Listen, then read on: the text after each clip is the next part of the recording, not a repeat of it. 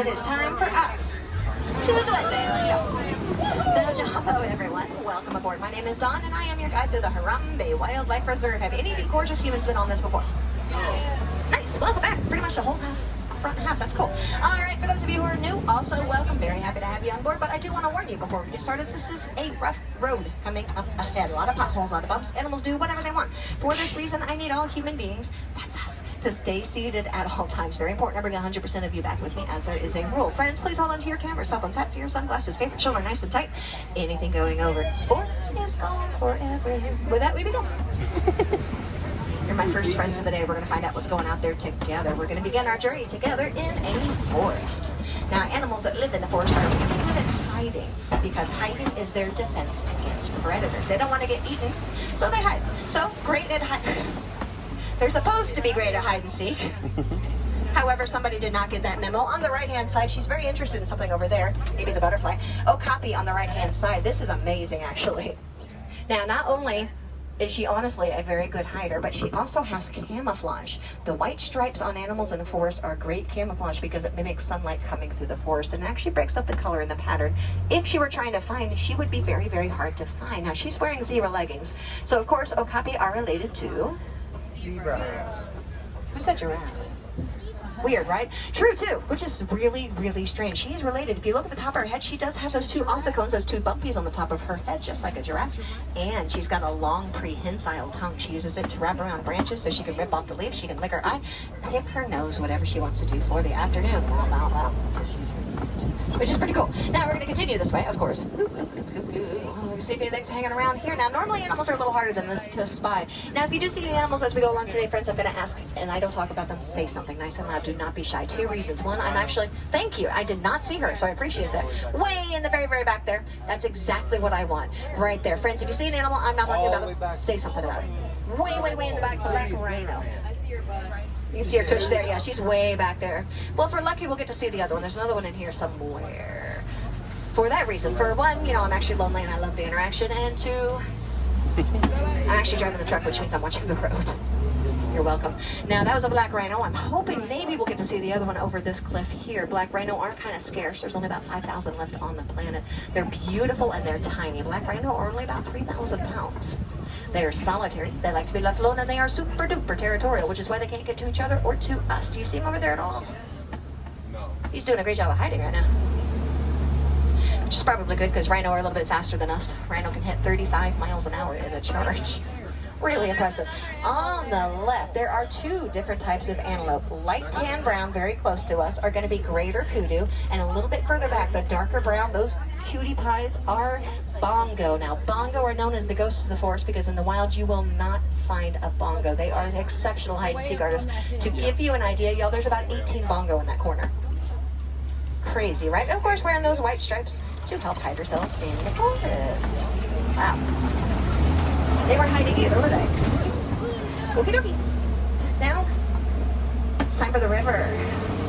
Find some animals that love water. Does anybody want to see crocodile? Wow, I guess so. I got a very serious no there, but mostly yeses. I love it. All right. I'll tell you when to close your eyes. How's that? Before we get to where the crocodiles do hang out, we're going to look for something even bigger, though. We're going to look for hippopotamus. There's two right there. They're really hard to see unless you're on the right-hand side. I'm not stopping at them. Have faith in me. Trust me. I got you covered, I promise. Now, they're not hiding. They're just sleepy. They are nocturnal. Now, if you are nocturnal, you sleep during the day, you sleep and you wake up at night. Look left. Much easier. Much, much, much easier. There you go. Boop. Hello. So they sleep underwater during the day. The water keeps their bodies from overheating. They are 5,500 pounds of sensitive animal right there. They're amazing. Nighttime, they come out of the water. But during the day, they like to spend most of the time underneath that water so they don't overheat. Also, on the left, pink-backed pelicans. Look at her stretch. That's so cute. This is an amazingly massive animal right here. The wingspan on pink-backed pelicans is actually around 7 to 9 feet. Pretty decent. Another hippo right there. Hi, hippo. She's taking a side. Now, hippos can actually hold their breath like 9 minutes at a time. And for anyone curious, big blackbirds, you're seeing them kind of around here. Those are a Florida bird called turkey vultures. Turkey vultures like to show up here. They eat bugs and dead skin off of the hippos. The hippos love it. It's like a spot treatment every day. It's really gross, and they get along really, really well. Now we're going to continue, of course. And on the left, now if you don't want to see crocodile, close your eyes. On the left-hand side, that's where they are. Nile crocodile. Gonna be hard to miss in a second here. These are some pretty big boys. About 500 pounds. They tend to range between 16 and 20 feet long. Y'all, these crocodile are like half the length of this truck. And because it is a spooky season kind of day, we're going to tell you that crocodile are capable of eating up to half their body weight in one meal. One of those crocodiles can take down and eat a 250 pounds hamburger. Delicious, I know. Too short to reach that. All right. Now we're gonna go into the savannah next. I think a lot of people are waiting for this one. Savannas. You got it. Yep. Great big open grasslands. Thanks, Serengeti. Now, all ecosystems, you know, grasslands, oceans, rivers, forests, all ecosystems are very, very important. Animals and ecosystems do go hand in hand. One cannot survive without the other. So conservation needs to be done, you know, of course, for both of them. The really cool thing about eco-conservation is it's the stuff we can do around our house all the time that makes the biggest differences. The choices we make affects the world. For instance, the more paper and wood we reuse, less trees, homes, food we're taking from animals in a forest. And here in the savannah, a great way to help savannah is to recycle electronic equipment, especially our cell phones. There is a mineral called coltan that is being mined where African elephants live. If we can recycle more of our electronic equipment, we can take less homes from elephants across the world. It's amazing we can help them where we live. On the right, the very first wild animal we're seeing is the cow. She's an ankoli. A little bit further back, if you can see that gorgeous guy coming our way, he is a white-bearded wildebeest, and he is glorious. We're going to see a bunch of them in a minute, though, I think. I absolutely love wildebeest. Now, ankoli are the only domestic animal on the reserve. Oh, baby giraffe over there. We'll get closer. Ankoli have horns. These horns can be 6 feet long each. Imagine strapping 12 feet to your head. Takes some pretty good maneuvering, right? Yeah, we're going to scooch right close to that mama and baby giraffe over there if anyone's interested. I thought somebody might want to see that. Pretty cute, right? And Ankoli are so cute. There's some more giraffe up yonder, too, so we'll get a good look at them. Now, we're going to find out if there's any African wild dogs out today. Oh, I see some in the den already. On the left-hand side, y'all. African wild dogs. Also called painted dogs. They are the cutest, the fluffiest, the most adorable dog. Let's get closer. On the planet. Fun fact, they are the most dangerous dog on the planet. Yay. Those fluffy puppies right there have a 90% success rate while hunting. They're one of the best predators ever. They're amazing and terrifying, and I want to hug one. It's the last thing on my bucket list for very obvious reason. All right, around the corner, I see two different types of, wow, this is actually really good for afternoon. On the left-hand side, the great big sable antelopes are actually called sable antelopes. They are the bravest animal on the planet. Sable antelopes are a prey animal, right? They're the only prey animal that fights their predators. They will fight their predator and protect their family. The main predator of those guys are lions. Behind the giraffe on the left-hand side are tiny little springbok. Springbok are cute. They're about the size of a medium-sized dog. They kind of remind me of little s'mores on sticks. Now, they're small, but they're very strong. Those little boys can jump 6 feet straight up going forward. They can launch themselves 13 feet forward. They are amazing. We're going to get a much closer look at the 1, 2, 3 baby giraffe here on the left. Let's get a side view of these guys. How many giraffes? Are too many baby giraffe? Oh, I love watching them drink. Will we get lucky? Go ahead. We're all watching. She's like, you're staring at me. Okay, fine. No one's scared of giraffe, right? Because there's going to be one right here. Oh, you'll be able to see the tongue in action because she's just kind of going to town with it. On the left, you can see that nice dark tongue. Some call it purple, some call it blue. I have no idea because I'm colorblind. But it is a darker color because it needs to be. Now, giraffe. I love that. They eat 20 hours a day, every single day of their life. Kind of nonstop when you think about it. Look on the right, you can see that cutie. This is the smallest of the babies here on the right. One of the mamas, I think.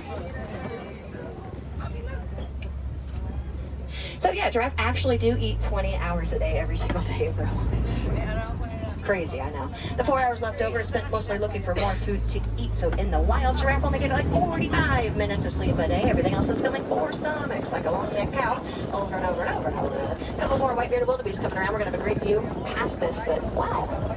Now there's just a plain old springbok chilling right here. You get a much better look at how adorable they are. Now in the wild, of course, they're not gonna spread out like this. They're a little spoiled. They're here. They know that they're perfectly safe. Look at how cute they are. Aren't they darling? I know. Another cutie giraffe over here. Now the giraffe that live here don't look for food. They're smart. They follow the food trucks. And be fair, anybody, if somebody feeds us, we're going to follow them. That means these guys are getting 2 and 3 hours of sleep a day. Isn't that fancy? On the right, white-bearded wildebeest. A great view of these guys, which is a little better than I expected. These are incredible. Wildebeest are one of 2 mammals on this planet you can cram together in the literal millions. You can't do that to mammals. Don't handle the millions. There's only 2 types of mammals that can do this. It is wildebeest, and does anybody know the other one? I think I heard someone say it. Humans? Ah, it's us. Aren't we lucky? Yay. It's like being in New York or Disney or something. Now, every year, a wildebeest will gather up with up to 2 million of his closest pals, and they're going to go on a migration. If it's a bad year, that migration can last them 2,000 miles just looking for food and water for the year. They're really, really durable. Calves can keep up with mama wildebeest within 15 minutes of birth. Sometimes if they can't, they are left behind. Very hardcore. On the left are the largest antelopes in the world, Patterson, Zealand.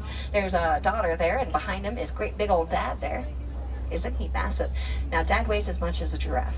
Every inch of him is muscle. If he wanted to run down this way, he could probably clear us and keep going in a jump. Very strong.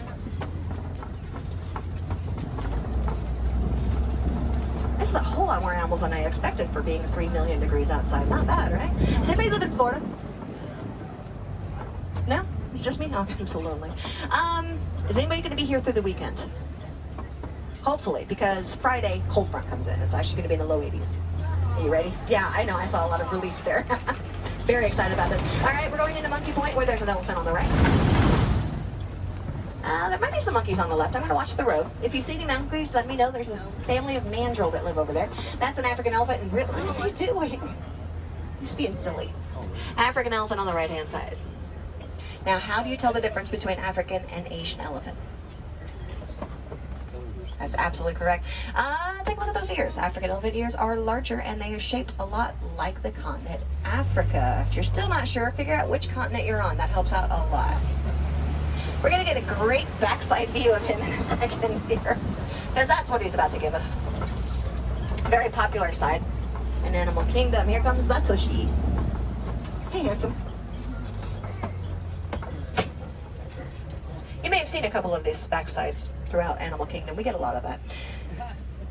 They're just ignoring us. They're very good at that. Now, he's male. Somewhere around 13 years old, he was kicked out of his herd. He was forced to leave his family. This is because males tend to get really pushy, super rambunctious, incredibly annoying. So by the time boys are teenagers, the females have had enough. There's a lesson here. Now the boys go up, but the girls actually stay with their family for life. They stay together in that giant herd of female and their young. And all of the females are going to listen to the oldest, the wisest, the smartest. Lessons still going. They listen to the matriarch because elephants are exceptionally intelligent creatures. Some of you agree. I like that. Now, when boys are kicked out, they make a decision. He is by himself, and that's what he wants. He's very, very happy like this. But some boys will get lonely. Now, lonely boys find other lonely boys. They band up together and create what is known as a bachelor herd. Perfect name for a bunch of dudes, right? No matter which way they go with this, one thing stays the same for the rest of a male elephant's life. You're always going to find him somewhere near his herd of females. For the rest of his life, he's going to stay near his family, and hopefully we'll be able to see them on the left. They can be a little bit wily about them. Way down there, y'all see them? We're going to get closer. Now, usually it's because they're hiding in the shade. And I don't blame them. The skin on elephants is equally sensitive as the skin on people. It's actually really sensitive. So which means, you know, they sunburn very, very, very quickly. So just like people in the theme park, they want to run shade spot to shade spot. And just like people, these are one of the smartest animals on the planet. They wear sunblock. Now, elephants really can't get to the store. So they create their own sunblock out of grass, mud, dirt, like over here. whatever is handy. They'll actually pick it up with those trunks, their great big nose there, and then they'll fling it all over their body. If they're feeling really saucy, they might just flop around in it, which is a lot of fun to watch too. It's like a 14,000-pound puppy rolling around. It's very cute. You might see him better around this corner. Now, recycling cell phones and electronics helps African elephants greatly. Oh, they're playing. That's so cute. Look at them go. That was really cool though. Maybe we'll see another one do that while we're going around. Might get lucky. Saw one, there could be another one. So yeah, helping African elephants the way we can is always very, very helpful because they need that help. Now, oh, there goes another one. Watch. Oh, they're having fun. Oh, he's so muddy. I love it. Now, African elephants are also in big trouble because they're still getting poached for the ivory of those tusks. We're losing an average of 96 to 100 African elephants a day. Now, we can't do a whole lot about poaching problems, but we can do the little things around our house to help them, which is all very, very good things to do. On the left, closer to us, greater flamingos. I love watching them eat. These are the largest of all flamingos, the palest pink of all the flamingos. They are the cutest of all the flamingos, which is a scientific fact that I made up. I think it's horrible. Now, a group of flamingos are so good. Group of flamingos have the best term on earth. A group of flamingos, friends, is called a flamboyance. That is a flamboyance of flamingos, which is a lot better than the name they gave to hippos. A group of hippos is called a float. Oh, you have to look real hard. There's a baby elephant way back there. Does anybody see her? Just a little glimpse of her back there. Yeah. Don't worry, the tusks and stuff they're not real. Don't worry. Now we're in the mud pits, which if it was actually any hotter, we might find animals playing around in it because, of course, mud makes a great sunscreen, but it does a couple of other things as well. Now, this works for people too, if anyone wants to try it. Roll around in mud, cover up your entire body. When you come out of the mud will start drying and it will tingle and it will cool off your skin. You can drop 10 degrees temperature by doing this. And also, it is an insect repellent because, you know, they can't bite through the mud. It's really good stuff. There's not a lot of activity right here. Oh, there is though, on the right-hand side. White rhino. My favorite animal that has ever existed. White rhino there. We're going to see them all the way around the corner there. These are big, beautiful babies, around 5,000 to 7,000 pounds on the average. Now, white rhino are not white. Their name is a mistake of the Afrikaans word wide, which means wide. They tried to say wide rhino and we mocked it up. True story. That's how they got their name. Hey girls, you're beautiful. Oh, they know it. Now on the left, exceptionally hard to see, way up in there, there's 3 cheetah. If anyone can see it, good luck. They're not hiding, it's accidental camouflage. I think we might hopefully see some more white rhino further down too. Cheetah don't need to hide, they are the fastest land animal on the planet. Anybody see them at all? I got some pointing going on there, okay. Yeah, that's hard. Fastest land animal. Oh, how did I miss you? Hi, sweetheart. Where's your sisters? On the left. Ostrich. Hi, sweetheart. You can tell the gender of an ostrich by the color. Black and white male, gray and white female. There are more, so we'll be careful as going around this corner here. They're all female here. Now, cheetah are so very, very fast, which means they are Africa's only diurnal cat. The only cat that's awake during the daytime. All the other African cats, like that one up there, I can't believe he's out, y'all. Up this hill. No, they can't get to him. It's more like television for him. On the left, y'all, I did not think we were going to see him. This is amazing.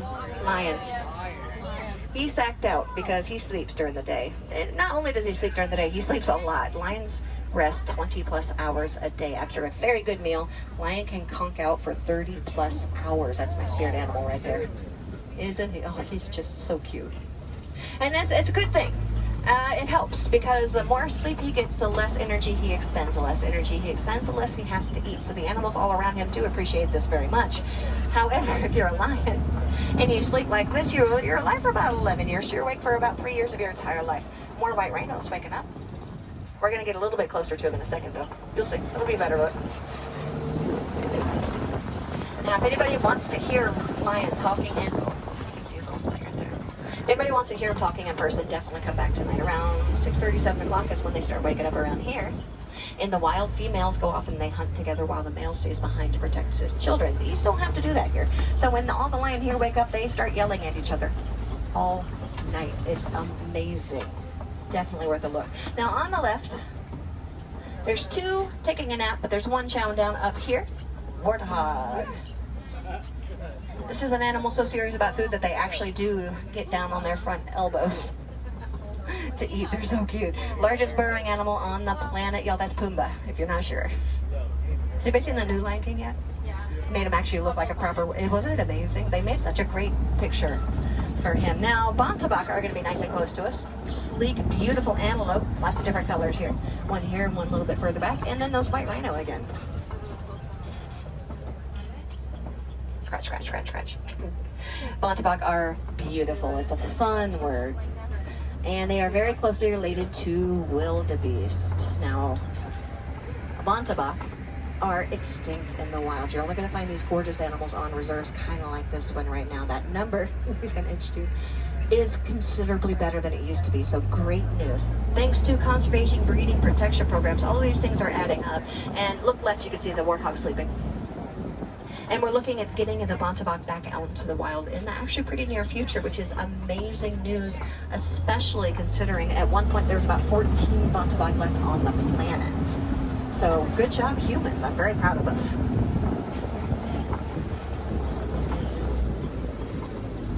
We began our journey together in a forest, and we're going to round the end of our time together in another forest, where normally I tell you nothing's going on in here. But there's a fellow who never is out, but he's out right now, and I'm very happy about this. Up the hill in front of us, just resting, scimitar horned oryx. You'll see him better. We're going to circle around the other side. You'll love the sight we get at him around the corner here in a second. Now, 20 minutes ago I told you animals in the forest can hide really well. He cannot. In his defense, he got very lost. Wrong turn. He belongs in the desert. Everything about him is to handle desert conditions. Now, he can raise his body temperature to 115 degrees on purpose without hurting himself. That's so the body uses less water. And if he absolutely has to, he can go 9 to 10 months without drinking. They are pretty incredible. And in the 1980s, those amazing animals also became extinct in the wild. All the things we've been talking about, though, all this conservation, breeding, and protection, they're actually back out in the wild again since the 1980s. We already got them back out where they belong. Now, conservation like this going across the world to help a certain animal is of course very, very important, but please never forget, it is the little things we do around our house every day. Those are the things that make the biggest differences for this planet. It makes the hugest difference. The choices we make every day affects creatures and the world around. For instance, switching from paper napkins to cloth napkins can save millions of trees a year, and I'm sure the birds appreciate that if nothing else. Turning off the tap while we're brushing our teeth can save over 1,000 gallons of water per person a year, which is amazing for any animal that lives in the rivers. And of course, recycling those sofas also make a massive difference. It's beautiful that we can help just around our own homes. We made it back. Do I still have everybody on board? Give me a yell if you're gone. 100%. All right, we're gonna park over here, y'all. Thank you so much for coming with me today. Make sure to hit Gorilla Falls. Beautiful place right next door. Tons of animals, and it's a walking path too. You can take your time with. All right, we're gonna park over here. Again, thank you so much for coming with me today. I hope the rest of your day is amazing. Once again, my name is Dawn. If you have any questions, comments, want to come up and say hi, please do.